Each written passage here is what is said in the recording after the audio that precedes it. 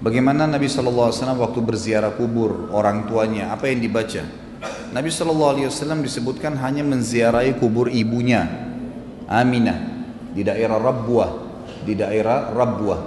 Beliau bersabda dalam hadis yang sahih, bahwasanya aku meminta izin kepada Tuhanku untuk menziarahi kuburan ibuku, maka aku diizinkan, dan aku meminta izin kepada Tuhanku untuk beristighfar untuk ibuku, maka aku tidak diizinkan. Kenapa? Karena ibunya Nabi SAW meninggal dalam keadaan kufur. Ayah dan ibu Nabi SAW meninggal dalam keadaan kufur. Ini keyakinan ahli sunnah wal jamaah. Karena Nabi SAW sendiri yang memberitakan masalah itu. Dan ini tidak mengurangi kadar beliau SAW. Karena kedua orang tua beliau masih menyembah berhala. Dan ini sudah terjadi pada nabi-nabi sebelumnya. Seperti Nabi Ibrahim AS, kakek Nabi Muhammad SAW. Ayahnya bernama Azar, memang meninggal dalam keadaan kufur. Nabi Nuh alaihissalam itu istrinya, anaknya. Nabi Lut, istri dan anaknya, semua dalam keadaan kufur. Itu bukan aib bagi figur seorang nabi. Tapi ini memang sesuai dengan informasi Nabi SAW. Tadi hadis tentang menziarahi kubur Aminah itu disebutkan oleh Imam Al-Hakim dalam Mustadraknya, dan juga Baihaqi menyebutkan ya, ini dengan sanad yang sahih tentang Nabi SAW pernah minta menziarahi kuburan ibunya, diizinkan. Waktu minta istighfar, maka Allah SWT tidak izinkan.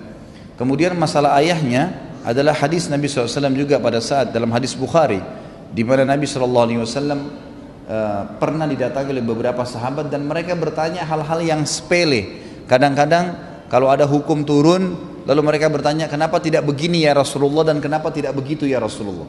Maka Nabi SAW mengatakan, janganlah kalian bertanya sesuatu yang akan memberatkan kalian. Kalau kalian diperintahkan, kalau aku perintahkan sesuatu, maka kerjakanlah semampu kalian, gitu kan? Dan apa yang aku larang tinggalkan. Ini sabda Nabi SAW. Lalu Nabi berkata kepada para sahabatnya, naik ke atas mimbar, sekarang saya berikan kesempatan kalian untuk bertanya. Silakan bertanya apa saja, tapi untuk kali ini. Maka ada seorang sahabat yang baru masuk Islam, dia tahu ayahnya meninggal dalam keadaan kufur di masa jahiliyah. Lalu dia mengatakan, ya Rasulullah, ayah saya di mana sekarang? Sudah mati nih, di mana? Surga atau neraka? Nabi SAW dapat berita dari wahyu mengatakan ayahnya di neraka. Kata Nabi SAW, ayahmu di neraka karena meninggal dalam keadaan kufur. Orang itu spontan marah, keluar dari masjid. Lalu turun wahyu lagi memberitahukan kepada dia tentang apa yang Nabi akan sampaikan. Sebentar lagi saya sampaikan. Orang itu keluar, kata para sahabat, ya Rasulullah, orang itu marah. Kata Nabi, panggil dia. Begitu dia datang, Nabi pegang pundaknya sambil berkata, ayahku dan ayahmu di neraka. Bukan cuma ayahmu, ayahku juga di neraka. Sementara aku adalah seorang nabi, gitu kan?